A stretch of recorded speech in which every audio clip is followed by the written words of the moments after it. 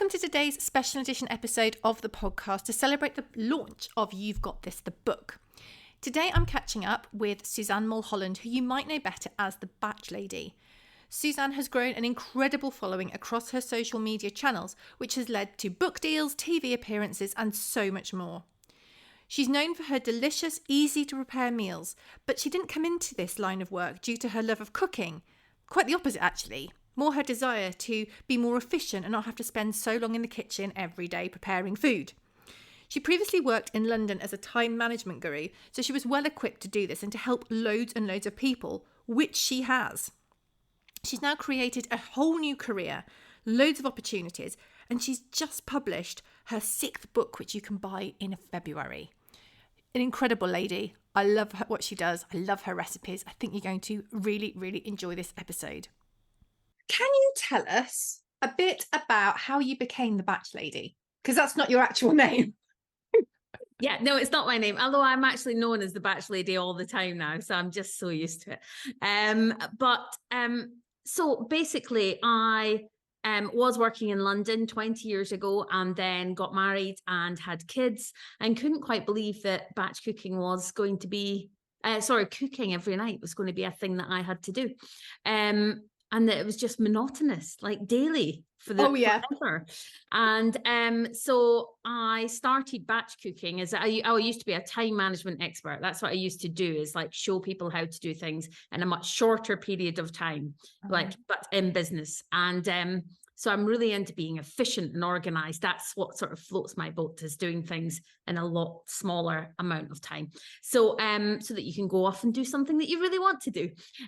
So I started batch cooking and realized it was really good and it helped me out. And I was always very organized with it. Years later, so 7 years ago now, 6 years ago, some mums at the school gate sort of said, "How are you always organized? Would you show us what to do?" And I did a thing for charity in my kitchen. Sort of 20 mums came along, £20 each, and we gave the money to breast cancer research. And they said that I did the 10 meals in an hour, and they were like, "This is life-changing. You need to put it on YouTube." And I'd studied entrepreneurship at university, so I always wanted to start my own business. So I thought, maybe this is it. And then the Batch Lady became born in 2017, September 2017, which is like 6 years ago. And then I just thought, right, I'll put it on YouTube and give it a go, much to my friends and family's horror. I mean, it gathered quite a pace from that point, didn't it? Yeah, it's gone really quickly, really quickly. I've done, my 5th book is just coming out in February. I've done an audio book as well. I've got signed for another book that's coming out the year after, and we're in talks with a television program. So it's been a very whirlwind 6 years. So much so, I don't know if I should have written down the details as I went along. It's been Wow. I mean, one of the things I wanted to talk to you about, and actually when you said about being a time management expert, makes perfect sense actually with how organized you are in the kitchen, but actually beyond that too, is that one of the blocks that I think a lot of people wanting to start their own businesses have is a lack of time, like a lack of resources, I've said. So it could be time, money, knowledge. But if they've got busy lives, that lack of time can feel like a block they can't overcome. Obviously, meal prepping is part of it, because I think as well for so many entrepreneurs, it's not just you say, well, I'm going to do this and this. You've got the rest of life to juggle as well. And any way you can save a bit of time is clearly a win. So what's your kind of take on how to find that extra time as an entrepreneur or somebody wanting to start their own business? Firstly, I'll just say I was really lucky. I was an at-home mum with a husband with a good job. I didn't particularly need to go back to work. So for me, it was very different. I could sort of give this full time to it. So, and I had a bit of money saved up that I then put towards starting it. So if I think about somebody else who's maybe in a 9-to-5 job and can't leave that job straight away, it's going to be a lot harder for them. But I would say spend a little bit of time, not much, or you'll end up just never getting started in your business, and sometimes you just have to jump into it. But spend a little bit of time looking at what you're doing in life and how much you can pull back and decide that you're going to do things simpler. Do you need somebody in to help you do various aspects of your life, like childcare, or you end up, doing batch cooking or things like that you think, right, so that I can get some of that time and claw it back, and do the same in your business as well. And whatever your job is at the moment, and see if there's any time in that you could claw back, so you can still maybe sit at your desk for the hour that you'd usually go for lunch, and maybe, work in the office on that hour, that type of thing. So, I would say try to assess your life and see where you can get those little snippets of time that that you can dedicate to this sort of idea moving forward. I think sometimes people think they need a big chunk of time to be able to do something amazing, but that's not always possible. And also, you can do quite incredible things in those short windows, can't you? Yeah, definitely. I think I would always say, try to be quite mindful and think like, what you'll have a list of things that you want to achieve, but what are the things that are achievable at that time? Because quite often we want to do the nice stuff that is like the fun and inspiring stuff, but actually what needs done in the next week, what needs done the week after that, and get those jobs done first, because it's always nice to have that nice bit of work waiting for you once you've got rid of all the other stuff. Yeah, absolutely, like a reward. Yeah, exactly. That's what I do. I try to do the crap first, basically. Completely. Yeah, I couldn't agree more. And part of the book as well is about kind of making plans and how you go from a kind of vision and a goal into actionable steps. I mean, I guess one of those kind of tips from your point of view would be to detail what you need to do, or how would you advise people to go from what they want to achieve to actually doing the work? I would say, so I'm a real list person because I'm really into being organized. So I would say, you've got your initial plan. I wouldn't spend too long in it. I didn't do a business plan. It went too fast for anything like that. So, would it have been great to go back and do it the way you were supposed to do it? But I don't think it really business works like that sometimes. But I would say, for instance, I always have these little notepads, and every day scroll in them and keep them forever with the date at the top, so that I can write down everything that needs done, and then almost number it in that sort of way of like, right, this is the next big push that I can get this done. And do the same with some of the bigger projects that you have.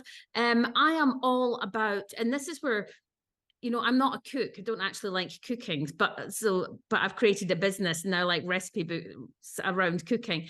But for me, it wasn't really about the cooking, and it still isn't. It's about getting it out your head onto some format of organized plan. And then you can, once it's out of your head, it feels more manageable to deal with. And I'd say, that's batch cooking, and that's also running a business. It's the exact same thing. Once I have a little list of work and life and I tick it off as I go along, then each day just has momentum and keeps going. I think some people feel like, with all the tech we've got nowadays, they need to have apps and programs and Christ knows what to run their lives. I mean, I don't really work like that. I have a notebook, I write things down. But I think you've got to find what works for you, haven't you? Yeah, I mean, however you want to do it, I mean, my husband works exactly the same way, but all of his stuff is in his phone and he has it like that. I just have always been somebody that needs a bit more I need it sort of structured on a page. But everything that I have, this is another thing as well, I would say, is it's basically my laptop, this book, and my phone. And then it means like I'm going to Bristol tomorrow. I have everything with me at all times. So no matter where I am, I can grab that snippet of like an hour on the plane or 3 hours on a train. And that's sometimes where you get the most done, because you're just enclosed in a train, there's nothing else to do. Okay, let's just use that journey time. So any dead time, I think, is really good to look at life and see if you can use it in that. Completely. Do you think people can learn to become more organized and more, because obviously you've been doing this for quite a long time, you've got a system that works really, really well. If people feel like their life is a little bit chaotic, can they learn to be more organized? Yeah, I think they can. And I think there's levels of it, like, I'm probably to the extremes of one level, and I've got plenty of friends to the extremes of the other.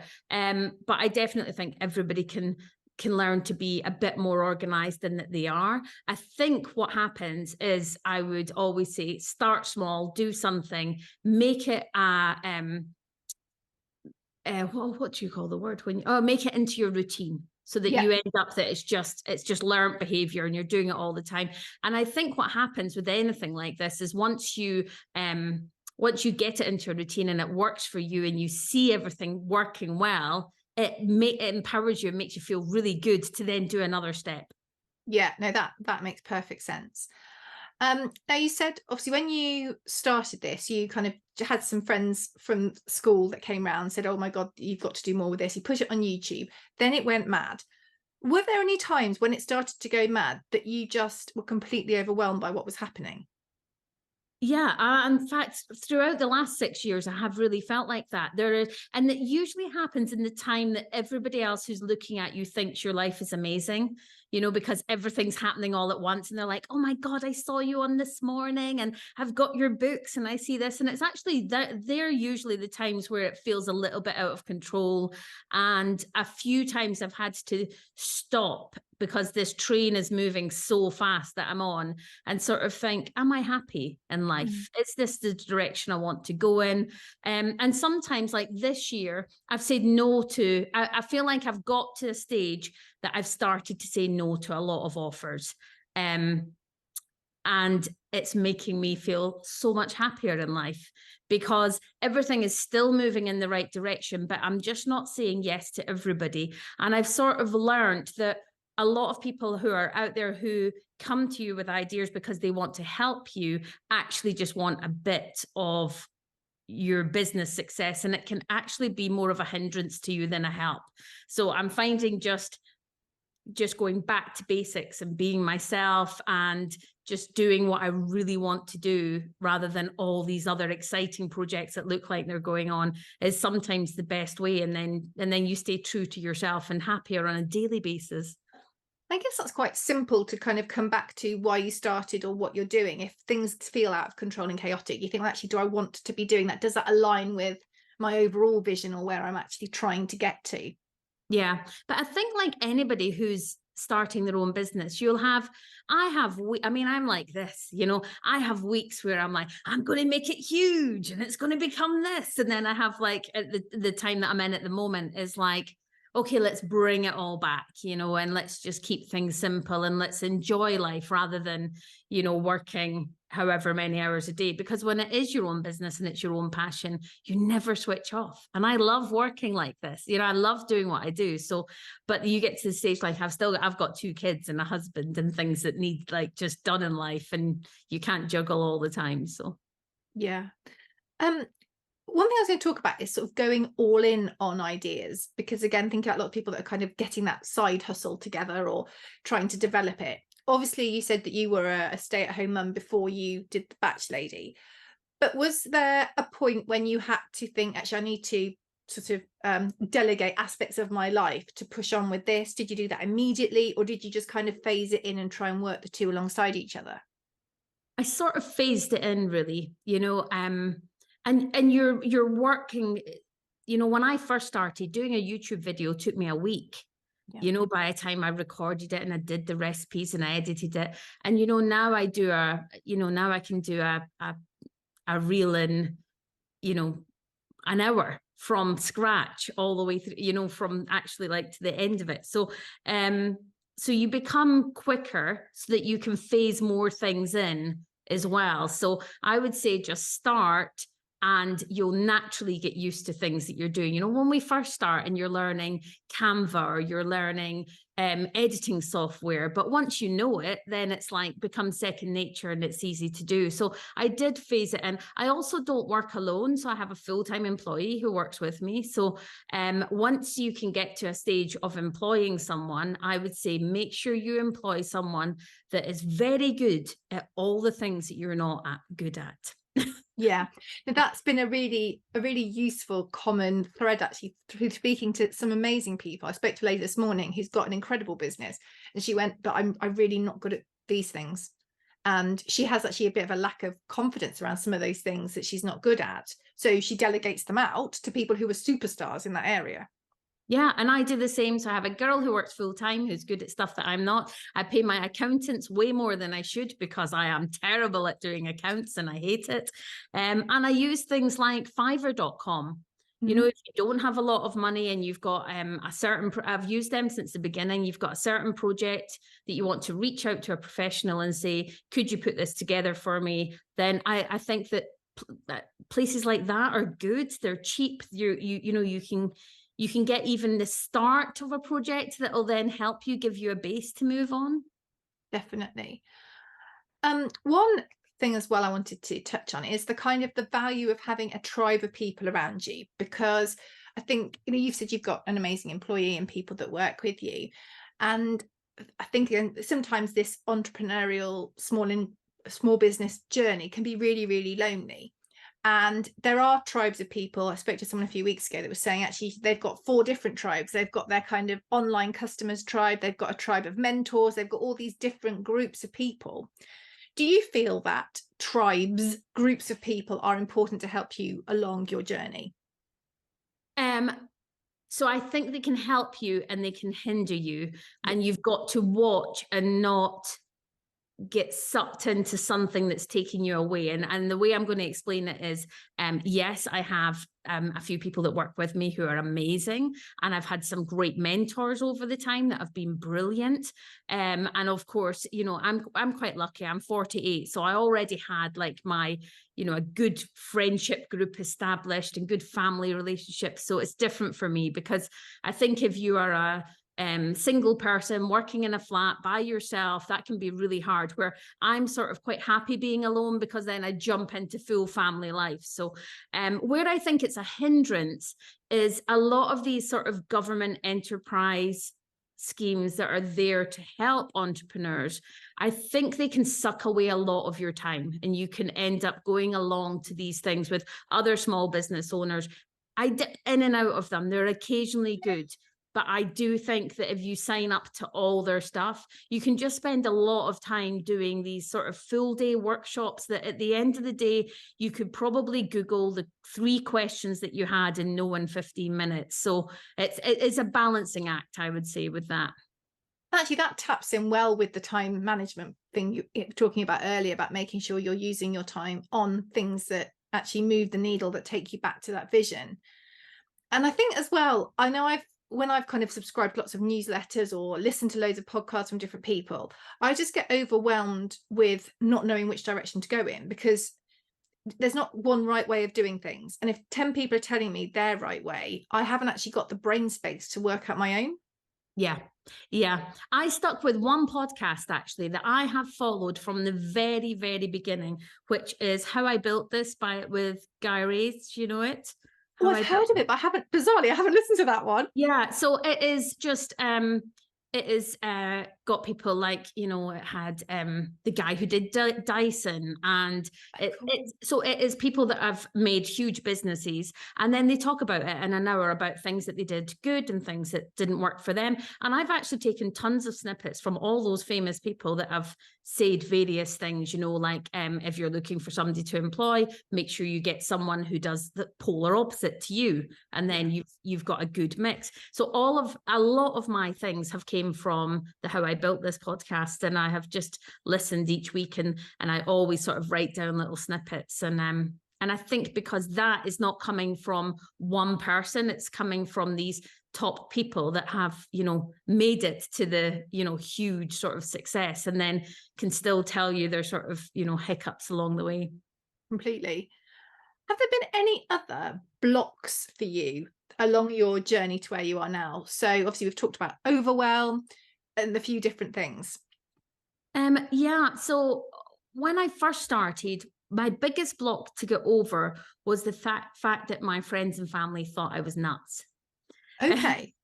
So, and I often think when I think the people that are closest to you love you so much, they don't want you to fail.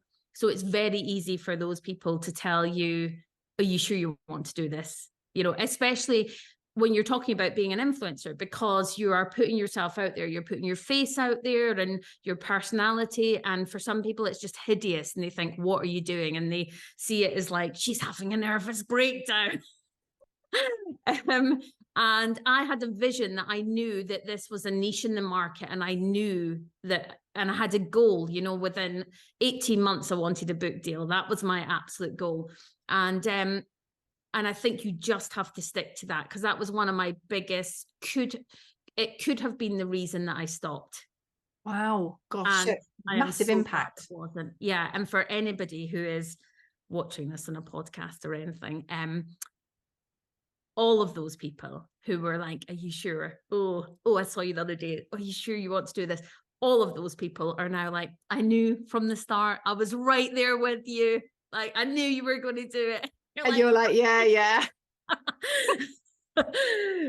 That was a massive one for me. And then I had a few other stumbling blocks where I had people that told me, you know, you can make this business huge and I'm going to help you. And I almost went down that route of, do I get a partner in this? Do we do it together? And actually, I think the majority of the time, if you're an entrepreneur and you think you've got a good idea and you know where it's going, then by all means grab lots of things that come along, but stay in your own control. Because I've had a few bumps along the way of various people that all of a sudden I realize I spent a lot of money on something that I maybe didn't want to spend it on, or people start to sort of say to you, well, you can't do it without me. And you're like, I probably can. Started it without you, could probably finish it without you. So at the end of the day, I would say I've had plenty of blocks like that I've stumbled on, but you pick yourself up and you keep moving. And all of those, just, I love learning from those. That's the whole thing, you know, when you think that you've failed, it's just a really good lesson learned, and you just dust it off and know that, well, that's fine, I'm never going back down that road again. Do you think being able to kind of, I guess, not brush off, because obviously the fact that you remember those people going, what are you doing? Are you having a mental, a midlife crisis? How did you overcome that? Was it like an inbuilt self-confidence, or a confidence that you've got, or did you find ways to manage that? Because that would really rock a lot of people, particularly if you were, teetering on the edge, or people saying you can't do it without me. You'd go, oh God, maybe I can't. Yeah. To be honest, I wasn't very confident when I started this at all. And I'm now like, I've got skin as thick as a rhino, as most influencers would tell you they've been doing this for a while would have. The confidence has certainly grown with each step, and with each thing that you overcome, I think the confidence definitely helps you. But I think it's a case of just look inside yourself all the time and think, why did I start this? What was my original vision? I do think that I know what I'm doing. And, that initial thing that made you think, yes, I think this is a good idea. You have to just keep coming back to that, because quite often the people, well, there's a few things that I do that are, even with followers who maybe, I get really good, lovely feedback, because I've just got lovely people that follow me. So I don't get much. But if you do get, say, bad feedback and it's uncalled for, or it's not nice, I think you just, I always think, well, here's somebody telling me I'm doing something wrong, or I'm not doing it right, or the way it should be. But actually, what are those people doing? Quite often the people that tell you these things aren't doing anything themselves. They've not put themselves out there. So you have. So that should give you some confidence of, well, I'm out there and I'm trying it, and it's better than not trying it. It's very easy for people not doing something to tell people how they're doing it wrong. And the other thing that I always think is, I just think, well, I really like my life, and I think I'm quite lucky. And other people who are telling me maybe not nice things, or trying to push me down, are quite often just not having, they could be having a terrible life. So that's the way that I sort of turn it around, to make me feel like, no, I'm okay. I'm solid in myself. I know that what I'm doing is right. And just because someone else doesn't agree with me, they could just be living in a completely different life than I'm leading at the moment. So they have Completely. a different. But they're things you, I guess, had to they were hard won, because I imagine the first time, correct me if I'm wrong, obviously, you had a really nasty comment. Was it quite kind of, oh God, what have I done wrong? Or yeah, devastating. And actually, do you know what? And it still happens. You can have 1,000 amazing comments, and you can have one not amazing comment, and you will fixate on that one comment. Now I have other ways now of doing it. So my assistant, checks a lot of the comments first. And I mean, we're really lucky. Most people that follow me are, Nice. sort of middle-aged mums, lovely. Do you know what I mean? They're not out there for any sort of bad comments. But if there is the odd one, and I also make sure that I don't entice comments in. So for instance, I talk about batch cooking. I am the batch lady. I therefore don't talk about the news that day. I don't give a comment on what's going on politically. I don't give many of my opinions on things because I'm talking about batch cooking. So I keep it very straight on that. And even when I show the stories, which is behind the scenes and is my life, I don't comment on things out there at the moment. So I'm not Twitter. I'm not Nice. like there for like the current, let's discuss everything. It is very much a batch lady, batch cooking thing. And I'm true to keeping it to that. And then I don't get lots of comments about people who don't agree with my political opinion because I don't put it out there. No, and it's kind of almost being two people, like being the batch lady and then being you. Does that sort of help to compartmentalize? Yeah, actually, yeah, I love that you brought that up because quite often they are to me two different things. So the batch lady is me, but it is a character of me. It's a piece of me, but it's not all of me. And that really helps. You divide that between, that's the batch lady, but it's not necessarily me. And it really does help you see it as a business. And it's sort of, now I would say that, so I'm really conscious of just being genuine, empathetic. Everybody, life isn't always great. So I very much want to just, be normal. But you also have to just keep a distance. So I think having a slight character of the batch lady definitely helps. And would you say that helps as well with things like confidence in terms of people having a go at the batch lady? Actually, they're not having a go at you as a person. They're having a go at this person who is, as you say, part of you, but not the whole you. Yeah, exactly. Yeah.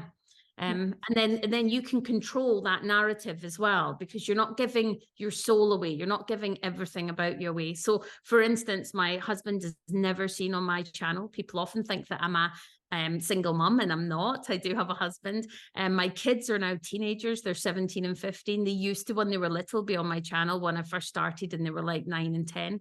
But now they don't want to be.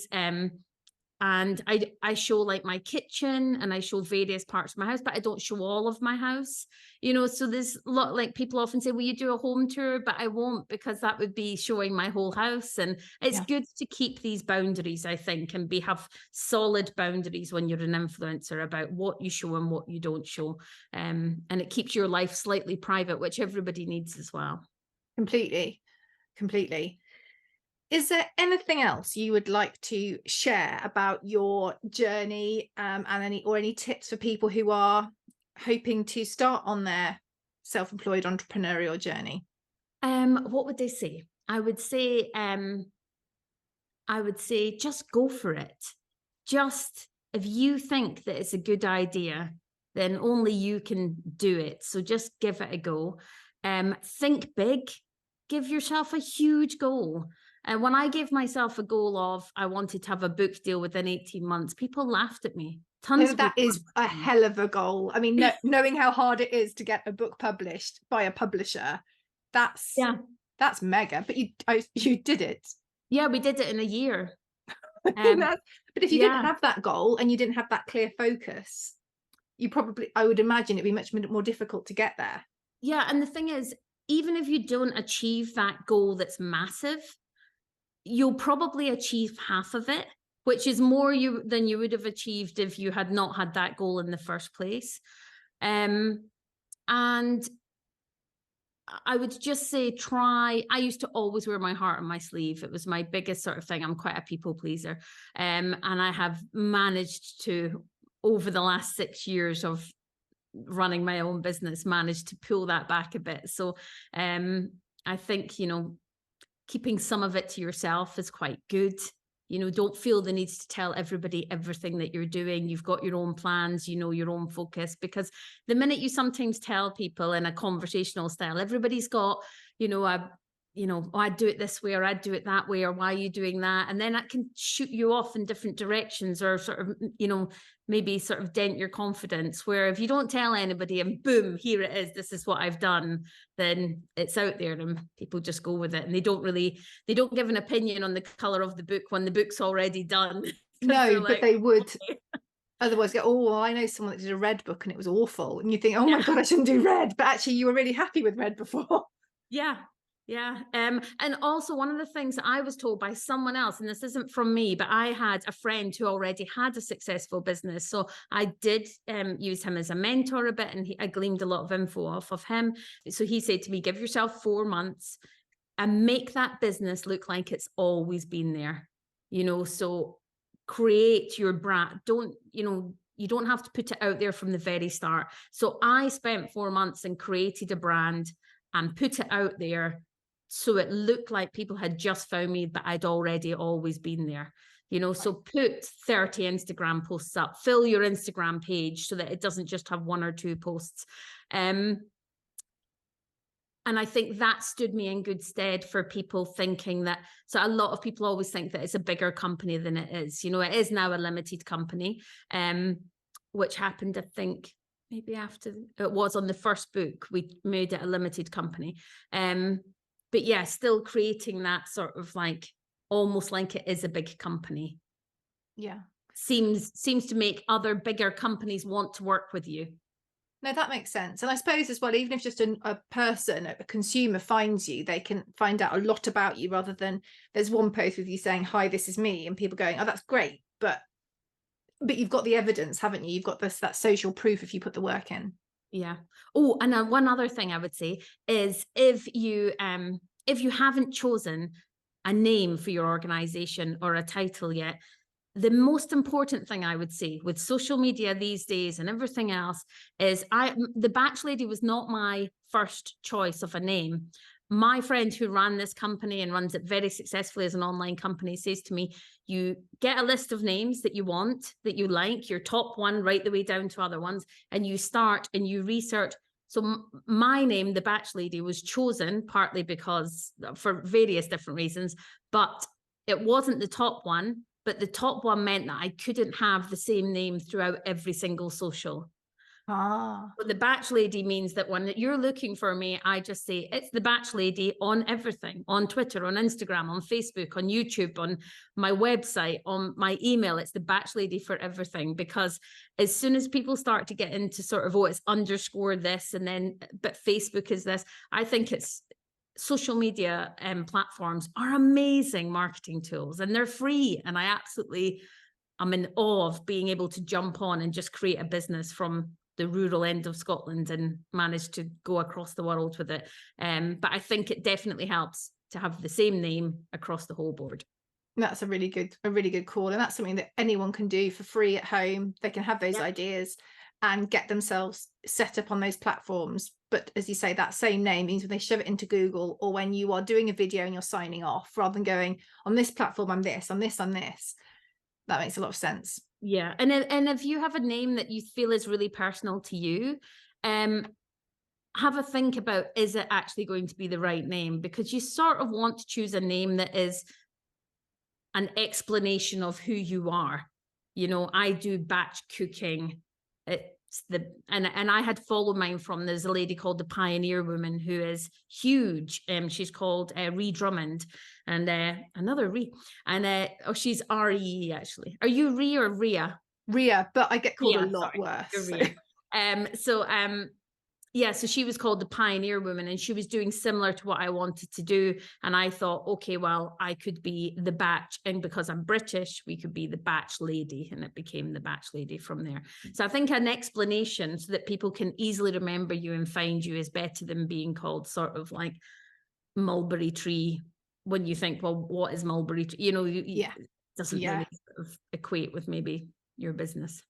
No, that makes perfect sense. Amazing tips. Thank you so much for your time and for all your amazing stuff. I'm really inspired anyway. I think everyone will be too. It's so lovely. Honestly, I was very touched when you got in touch and said, "Oh, I'm in a few of other people's books," and I get very excited when people put me in their books. I'm like, "Yes." Oh, brilliant. Oh no, thank you. And it's great to have all those different people's views and like the practical steps. The book is sort of I'm a business coach and mentor, like ILM level 7, one of those, and an NLP coach and things. And I do work with people one-to-one. So it's great to have the theory and the strategy and this, that, and the other. But I love when I read a book, that kind of thing. And then people go, actually, this is what they do. And this is what's worked for them. Because then I go, oh, I don't have to do it that way. Or, oh, that's how it's applied. Yeah. That's what I'm achieving. Or hopefully achieving through this. I have got so many friends that are business coaches. I love what you do. I sort of think that if I wasn't doing what I was doing, I would love to get into sort of business coaching as well. But now that I've actually run a business, I don't know if I'd be a great business coach. I think that it's good having that experience with people. I do some work through Help to Grow, the one of the government schemes. I just do the one-to-one mentoring side, and Small and Mighty, which is a Small Business Britain program, and do a bit with NatWest Accelerator as well. And it's really interesting because sometimes when you just speak to people, they speak to you and you just ask them questions. And then I've got one girl who I love, she keeps going, coaching is magic. I hadn't thought of that. I basically say very little during our hour chat. And she goes, and I go, why is that then? And she went, I don't know why it is, but because you've got that knowledge and you've seen how businesses work, you don't just accept things as, she said, well, this is the way it's done. I go, but why? Could you do this instead? And it just starts to get people's kind of creative juices flowing. Yeah, but people like you though, you're like a ninja at not telling people what to do, but getting them to guess what they need to do.